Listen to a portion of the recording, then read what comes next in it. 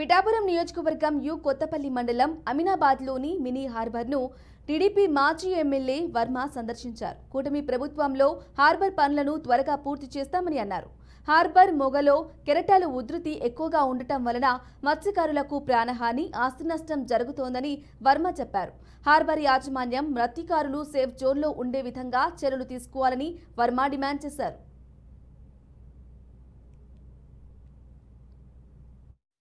దీని విషయమే నేను ఆ రోజు క్వశ్చన్ వేస్తే ఫిషరీస్ మినిస్టర్ కూడా అప్పుడు డిపాజిట్ కట్టడం, దురదృష్టవశాత్తు ఏంటంటే శంకుస్థాపన చేసే టైంకి అది మనకు అవకాశం లేకుండా వైఎస్ఆర్సీపీ ప్రభుత్వం వచ్చింది. అప్పటి నుంచి నత్తనడక నడుస్తుంది. ముందు మొగ ఏదైతే ఉందో అది న్యాచురల్గా ఉన్న మొగలో మత్స్యకారులు ఒక 700-800 బోట్లు అక్కడ పార్కింగ్ చేసుకునేవారు. వచ్చేటప్పుడు కూడా మొగ ఇలా ట్రెపీజియన్ టైప్లో ఈ షేప్లో ఉండేది. అయితే హార్బర్ కన్స్ట్రక్షన్స్కి వాటర్ వస్తుంది ఇబ్బంది అని చెప్పి వాళ్ళు ఇలా కాలవ టైప్లో 2 బండ్స్ ఫామ్ చేశారు.